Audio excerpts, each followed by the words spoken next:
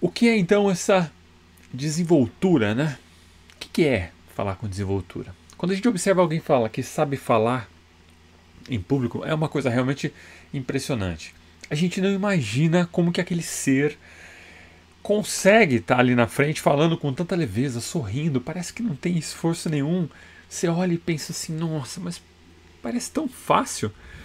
O que a gente não costuma ver é a trajetória do fulano. A gente não costuma ver de onde ele veio, o que, que ele passou para estar ali naquela posição, para estar falando ali na frente daquela audiência com tanta maestria. E acredite, ninguém sabe, ninguém nasce sabendo. Eu gosto muito de uma história do Mário Sérgio Cortella, que ele conta como nasceu essa habilidade de falar em público.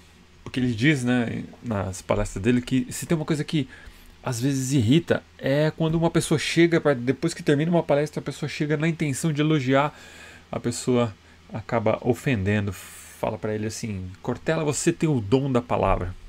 E ele diz que o dom da palavra, o que isso quer dizer? Quer dizer que eu não tive nenhum tipo de mérito em todo o esforço que eu fiz para chegar onde eu cheguei em termos de habilidade para falar em público. Ele mesmo diz que faz 60 e tantos anos que ele está na escola, como aluno e professor, ensaiando, treinando, falando, errando, voltando, corrigindo, aprendendo sempre. Então ele diz que quando uma pessoa diz isso para ele é praticamente uma ofensa. E ele conta essa história que é muito interessante, que como que nasceu isso nele, né?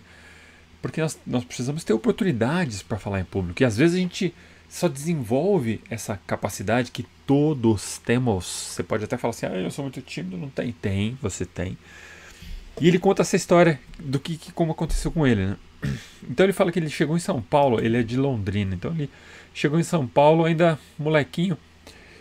E quando ele chegou naquele final de semana, a família foi numa igreja, né? Uma família católica foi numa igreja ali perto da casa dele. E ele se sentou no primeiro banco, né?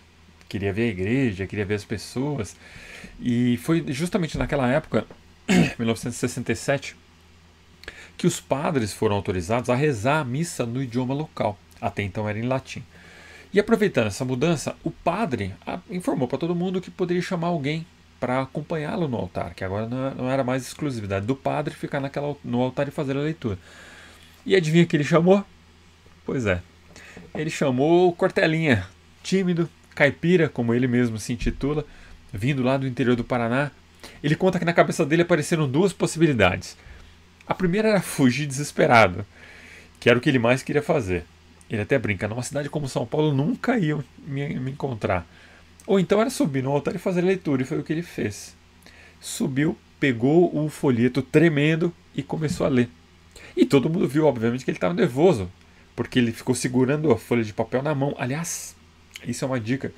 Se você for fazer uma apresentação, falar numa reunião, não importa, e você tiver um papel na sua mão, apoie esse papel em algum lugar. Não fique segurando na mão, porque senão você vai ficar nervoso e todo mundo vai notar, porque aí você fica nervoso, você começa a tremer, depois você treme mais, de repente você vai estar com um papel assim, ó, papelzinho escrito aqui, você vai estar com o papel assim, ó. Pessoal, eu gostaria de falar que eu estou muito tranquilo, né? Então, toda vez que você tiver a oportunidade de falar em público, não perca essa oportunidade jamais. Claro, a gente sempre diz isso. Opa, é só ajustar aqui. Não perca essa oportunidade. Mas não fique segurando o papel na mão, que vai aparecer a tremedeira se você estiver nervoso. E ele brinca, né, que ele deu um azar tremendo, porque a primeira coisa que ele foi ler, o folheto, né, a parte do evangelho, era uma carta de Paulo aos Tessalonicenses. Ou seja, ele já se enroscou ali no começo. Isso então, depois ele leu, voltou para o lugar dele, e no domingo seguinte ele sentou lá no fundo. Aí o padre começou a missa dizendo, olha, como vocês sabem, nós vamos sempre continuar chamando alguém aqui no palco para ler, né? No palco não, desculpa, no altar, para fazer a leitura do evangelho e tal. E pro azar dele, pro azar do Cortella, o padre viu ele lá no fundo e disse, menino, você que leu no domingo passado, vem aqui. Aí vai lá, o Cortella subiu, leu de novo. Aí no sábado seguinte ele já se adiantou para saber qual que era a leitura que ia ser feita no domingo, já estudou aquela leitura. No outro domingo ele já estava gostando de fazer, ficava ali na frente, na primeira fileira, olhando pro padre, assim, louco para entrar e subir e fazer. E no outro domingo ele já estava fazendo a leitura da missa das 8, das 9, das 10, das 11 e do meio-dia. Assim como aconteceu com ele, o melhor remédio para a gente aprender a falar bem, para a gente aprender a ter desenvoltura na hora de falar, na hora de encarar uma audiência, é simplesmente aproveitar as oportunidades para falar em qualquer lugar. E para quantas pessoas forem. Se você for muito tímido, óbvio, né? Comece com poucas pessoas, né? Comece com públicos pequenos. Você vai falar para amigos numa reunião íntima. Você vai fazer como o nosso querido Cortella, né? Falar na sua igreja, talvez fazer a leitura do Evangelho, ir se acostumando em ser o centro das atenções, em ser observado, em ter as pessoas prestando atenção em você. Porque isso, devagarzinho, vai diminuir o seu medo. E vai diminuir o seu medo de errar, o medo de falhar, porque no final das contas a gente não tem medo de falar em público, nós temos medo de falhar. A gente tem medo de fazer papel de bobo na frente das pessoas, em ser julgado por elas. Porque falar, qual é a diferença de você falar sozinho e você falar para 200 pessoas? Tecnicamente, é a mesma pessoa, é a mesma boca, é a mesma língua, as mesmas pregas vocais, o dispositivo é exatamente o mesmo. O que a gente tem é medo de errar, é medo de, na frente das pessoas, fazer papel de bobo, fazer uma bobagem qualquer e alguém te julgar.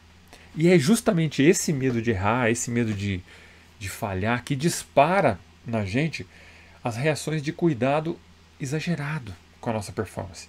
E aí a gente fica preocupado com tudo. Será que eu estou falando rápido demais? Será que eu estou falando lento demais? Será que eu estou falando alto demais? Será que as minhas mãos estão no lugar certo? Será que minha roupa está adequada? Meu cabelo não está arrumado? Eu não estudei direito isso? Eu não sou bom para falar em público? Com isso tudo, com todas essas preocupações ocupando a mente, a gente meio que leva essa CPUzinha aqui a 100%, vai acabar derretendo. Então, principalmente quando a gente inicia essa trajetória com moradores, nas primeiras vezes que você vai falar, as primeiras vezes que você levanta a mão numa reunião para falar a sua opinião realmente, naturalmente a gente vai esbarrar nessa falta de controle emocional, oriunda da falta de prática. E aí, batata. A nossa fala fica sem fluidez, parece que a gente está começando a aprender a falar inglês. The book is on the... entende? Mas isso é natural. Isso acontece com todo mundo no início. E a gente tem que aceitar que isso faz parte do caminho. Entende? Lembra que você... Não é que você é assim, né? Nasceu assim, é incapaz. Não. É simplesmente porque você está no início. Simplesmente isso faz parte do caminho. É claro que não é agradável, né? Eu sei bem disso. Mas é inclusive uma indicação de que você está experimentando algo novo. De que você está iniciando uma nova trilha de conhecimento.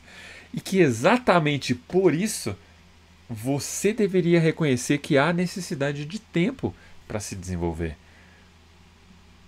Presta atenção, ninguém espera que uma criança de 6 meses corra uma maratona. Ou uma criança de 1 ano corra uma maratona.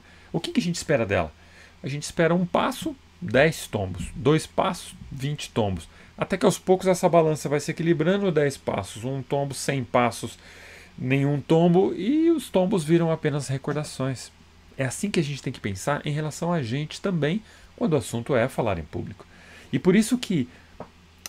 Então, por que a gente tem essa mania de esperar que na primeira vez que a gente é chamado para falar, a nossa performance seja absolutamente perfeita? Tenho que falar tudo, não posso esquecer nada, falar com desenvoltura. É muita cobrança, né? A gente precisa relaxar um pouco nesse aspecto. Não é para dar de ombros, né? E falar, deixa a vida me levar. Já que eu não sei fazer, de qualquer jeito mesmo. Não. É simplesmente reconhecer que errar faz parte, que a fluência vem com a prática. Inclusive aí dentro da sua cabeça. Quanto mais você pratica, mais acontece um processo de mielinização das redes neuronais associadas com aquele evento, o evento de falar. É basicamente o cérebro percebendo que você está falando bastante em público, né? E está praticando, e ele vai lá e te dá uma ajudazinha, deixando a parte dele responsável por aquela atividade mais tunada. né, mais preparada para te ajudar com performances cada vez melhores. Então, põe isso na cabeça. Prática é a chave.